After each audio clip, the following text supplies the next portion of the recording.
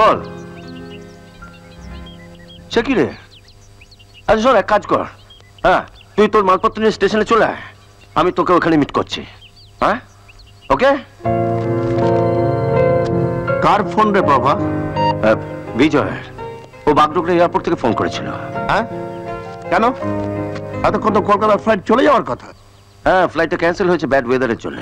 তা আমি ওকে বললাম তুই স্টেশনে চলে আয়, আমি ভিআইপি কোটা থেকে তোর টিকিটের ব্যবস্থা করে দিচ্ছি। এত ঝামেলার কি দরকার ছিল আমি বুঝতে পারছি না। আমি এত করে বললাম, টাকা পয়সার তো অভাব নেই, আমার এতগুলো কারখানা চলছে, আমার কথা কে শোনে?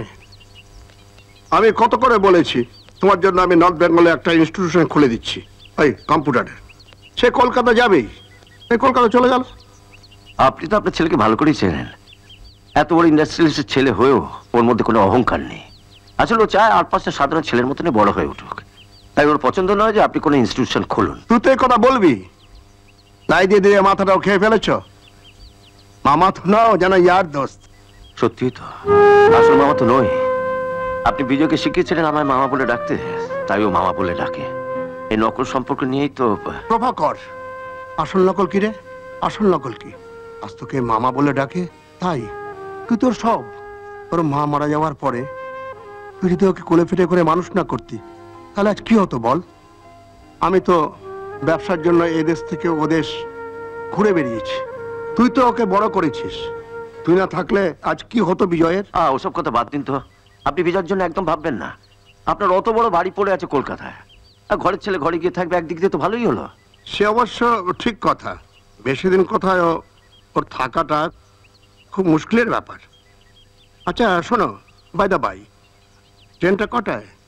দার্জিলিং মেল সন্ধ্যে 7টায়।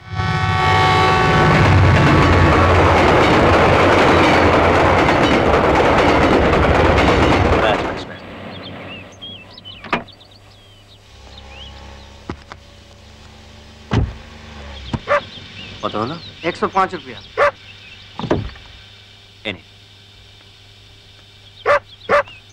Tom Tom Tom. আরে দাদা বাবু, আপনি কই আছিলেন? আরে লালুদা ভালো আছে তো? আপনি ট্যাক্সি করে এলেন কেন? এলাম। আমি তো তখন থেকে শিয়ালদা স্টেশনে খাড়াই আছি। আচ্ছা, হাতি পাতি করে খুঁজলাম, আপনারা দেখলাম না। ও আচ্ছা, আপনি কোন গেট দিয়ে বেরিয়েছিলেন কোন তো? আমি তো শিয়ালদা স্টেশনে নামিনি, আমি বিধাননগরে নেমে ট্যাক্সি ধরে চলে এসেছি। এসো, এটা নিয়ে এসো। চলেন চলেন। নামবো শিয়ালদায়, তারা নাম লগিয়া বিধাননগরে।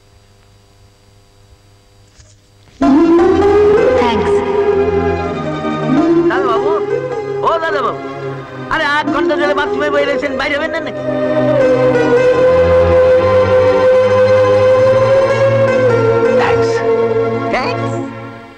আমারই কি জানি বাবা, বড় লোক সব বড় বড় ব্যাপার।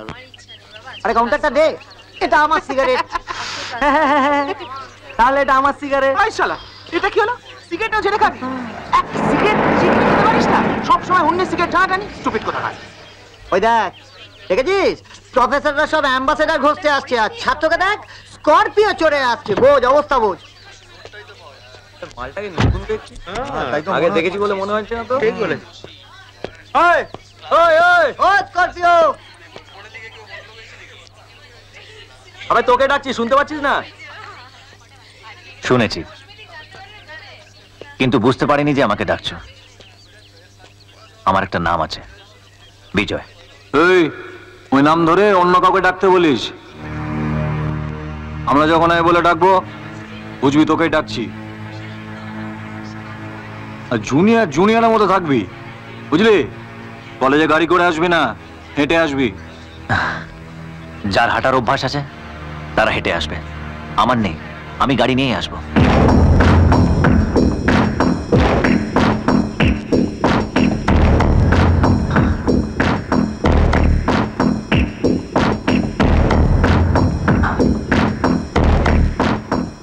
দম আছে মনে হচ্ছে। নামটা তো শুনলাম বিজয়, ধামটা কোথায়? শিলিগুড়ি। ও, শিলিগুড়ির মাল। তা কলকাতার কলেজে পড়তে এসছো, একটা অ্যাডমিশন টেস্ট দেবে না বাবা?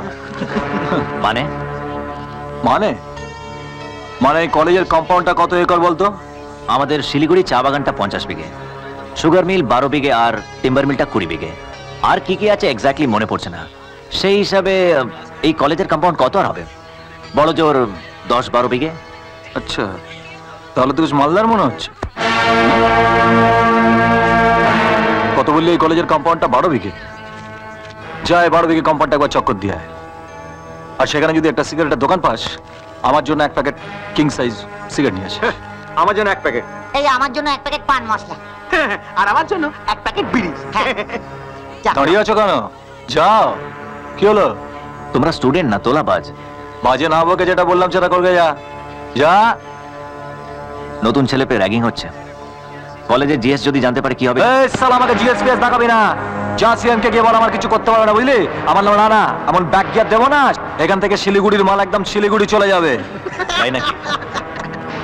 কলারটা ছেড়ে একবার বাইরে চলো, দেখি কার গিয়ারে কত জোর। Choice is years.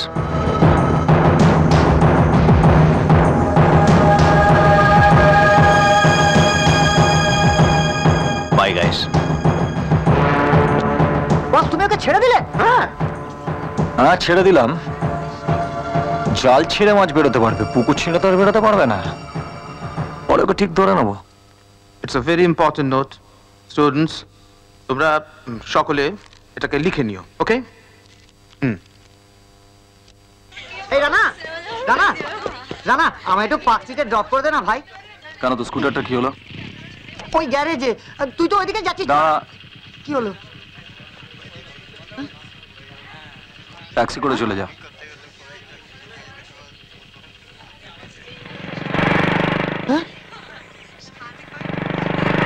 কি হলো? এখানে স্ট্যাচুর মতন দাঁড়িয়ে আছিস? বলিস না, দেখ না একই রাস্তায় যাবো বললাম, চলে গেল। বললো ট্যাক্সি করে চলে যা। এখনো দেখে শিখলি না? রান্না নিজে কারো গাড়িতে চড়ে না আর কাউকে নেয় না। আচ্ছা, কোনোদিন দেখেছিস আমাদের ওই বাড়িতে নিয়ে গেছে? হ্যাঁ, আমি তোকে ড্রপ করে দিচ্ছি। এত ভিড় কেন? কি হয়েছে? কাঁদছেন কেন? দেখো না, বাড়িওয়ালা থেকে 20,000 টাকা ধার নিয়েছিলাম। আজকে শোধ দেওয়ার কথা ছিল, কিন্তু ঠিক সময় দিতে পারিনি বলে বাড়িওয়ালা আমাদের বাইরে বার করে দিয়ে তালা বন্ধ করে দিয়েছে। আর দেখুন বাচ্চা দুটোকে ঘরের ভেতরে কিভাবে আটকে রেখে দিয়েছে। প্লিজ একটা কিছু করুন।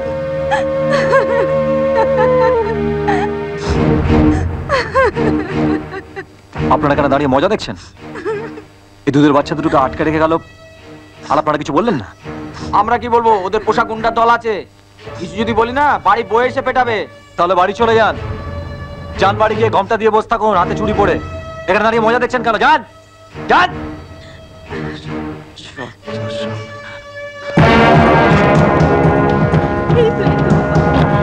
কি নোড়া দিয়ে কি করবেন? মশলা পিসবো। ওটা কি? ওরা জানতে পারলে আপনার রক্ষে থাকবে না।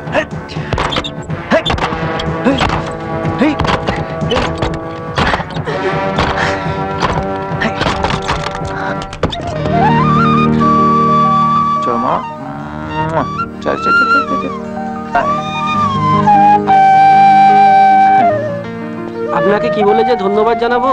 আপনি না এলে যে আমাদের কি হতো। এসো এসো বাবা, কাঁদে না, না কাঁদে না বাবা।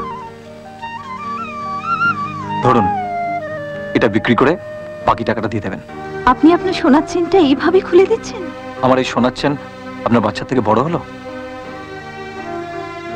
দেখছেন তো কতটা খুশি হয়েছে আপনাকে পেয়ে। চলি।